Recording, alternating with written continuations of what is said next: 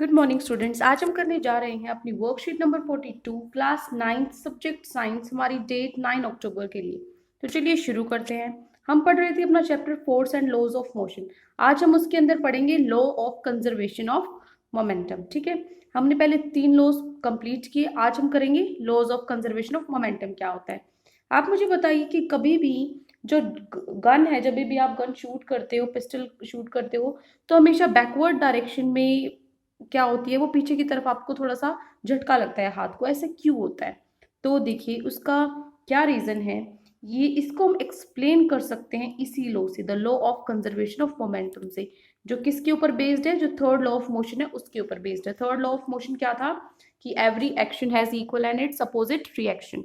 ठीक है, वापस जब भी आप किसी भी चीज पे फोर्स लगा रहे हो तो वापस आपको भी एक फोर्स मिल रहा है। ठीक है, तो इस अकॉर्डिंग, इस लॉ के according, law of conservation of momentum के अकॉर्डिंग, जो सम है मोमेंटम का दो ऑब्जेक्ट्स पे, सम ऑफ मोमेंटम, मोमेंटम मैंने आपको बताया था क्या होता है, mass into velocity.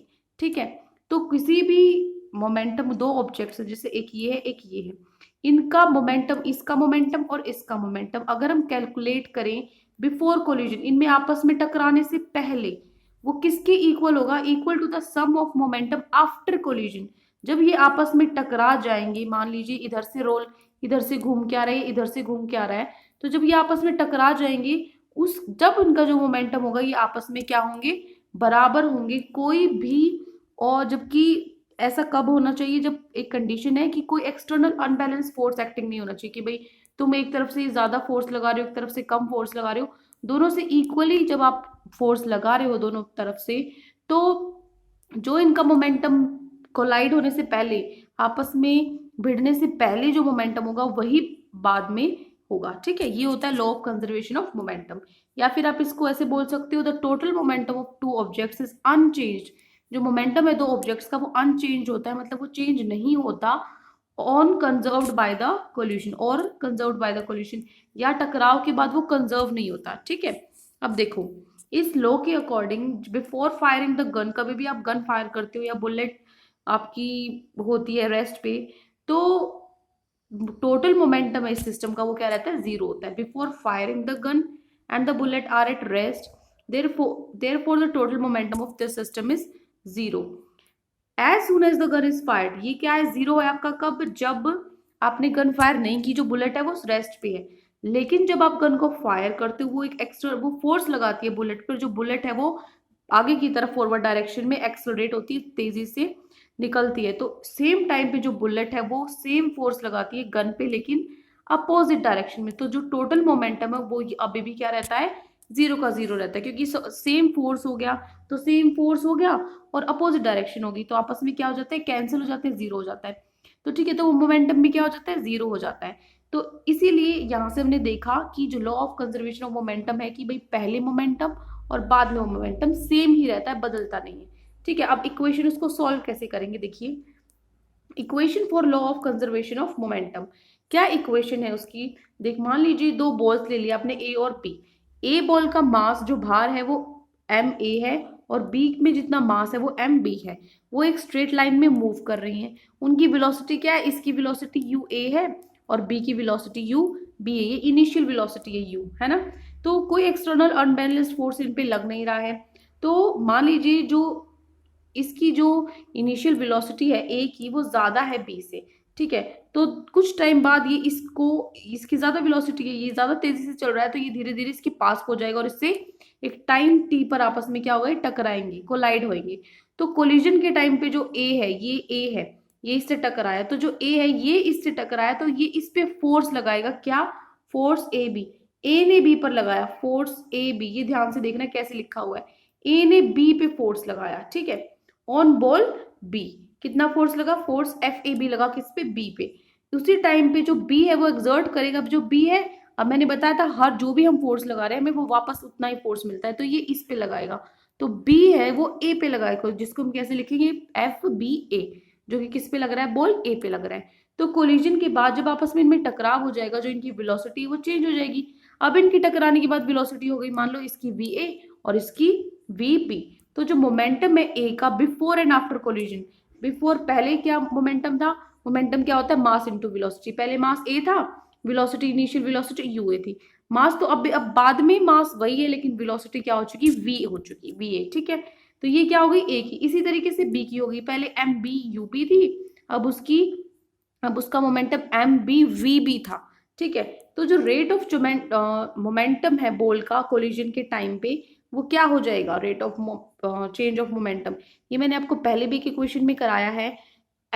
Action force F A B, action force होता है, एक रिएक्शन फोर्स होता है। ठीक है, एक्शन जो हमने लगाया उसके बाद जो हमें वापस जो हमें मिला वो हो जाता है रिएक्शन फोर्स। तो क्या होगा एक्शन फोर्स, यहाँ पर एक्शन फोर्स होगा मास और ऊपर चेंज इन वेलोसिटी। ठीक है, चेंज ऑफ मोमेंटम क्या होगा, वेलोसिटी में चेंज हुआ उसी से, तो क्योंकि मास तो चेंज होगा नहीं, मोमेंटम मास और वेलोसिटी से बना हुआ है, मास तो वही है, वेलोसिटी में चेंज होता है। पहले वेलोसिटी v थी, अब u है, सॉरी पहले वेलोसिटी u थी, अब v है, तो दोनों में माइनस कर दोगे तो चेंज निकलाएगा अपॉन में t।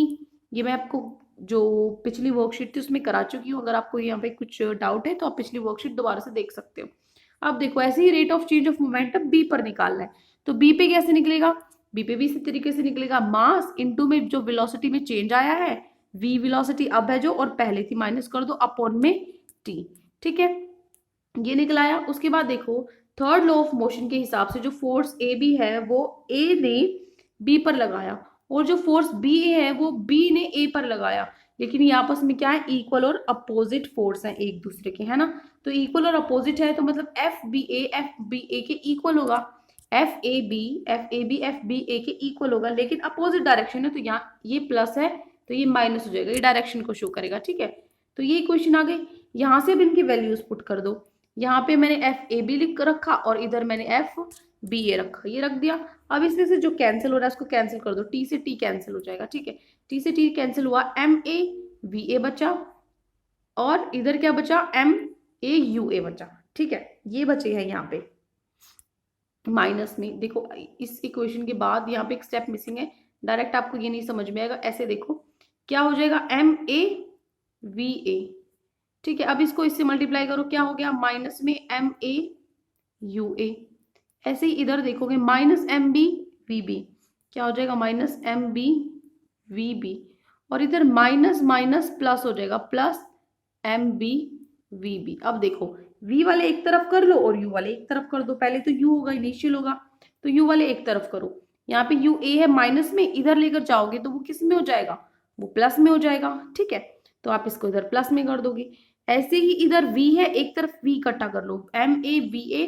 अब ये एम बी वी बी इधर माइनस में, इधर आके प्लस में हो जाएगा, तो क्या बन गया, M A V A plus में एम बी वी बी। ठीक है, तो ये हमारी इक्वेशन आ जाती है। तो इसको ही हम क्या बोलते हैं, ये क्या हो गया, हमारी इक्वेशन होगी law of conservation of momentum की। तो हमने देखा जो टोटल मोमेंटम ए का पहले था of A and B remain unchanged, वो अनचेंज रहा और अभी भी वो इक्वल है बीच में, क्योंकि इक्वल का साइन है।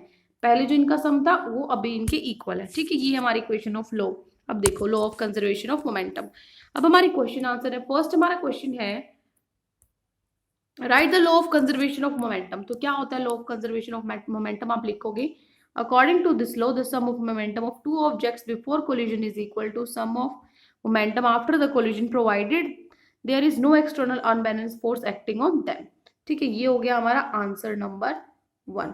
क्लियर है, आंसर 1 हो गया। अब चलते हैं हमारे क्वेश्चन नंबर 2 पे। क्वेश्चन 2 है why does an air filled rubber balloon swing here and there when air escapes from the mouth of it। जब भी कोई बैलून है आप इसको ऊपर से पकड़े रखते हो तो हवा रहती है, जब जैसे ही आप इसको छोड़ते हो ये इधर उधर भागने लग जाता है ना बैलून, और उसकी हवा निकल जाती है। तो देखो ऐसा क्यों होता है, ये आपका answer number 2, this is your answer 2।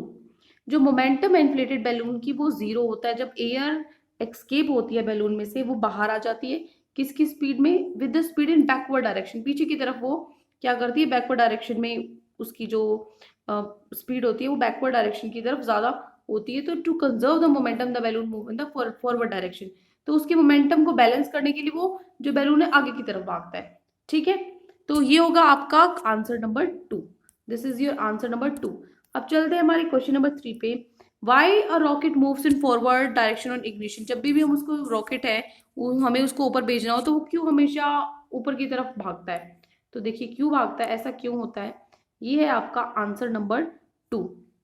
तो मोमेंटम है रॉकेट का वो पहले 0 होता है। जब भी रॉकेट को हम फायर करते हैं तो जो गैसेस हैं वो जो जो हमारा फ्यूल है उसको जलाने की वजह से जो भी प्रोड्यूस हुई हैं, तो ये गैसेस है वो बाहर आती है रॉकेट में से बहुत ही हाई स्पीड से।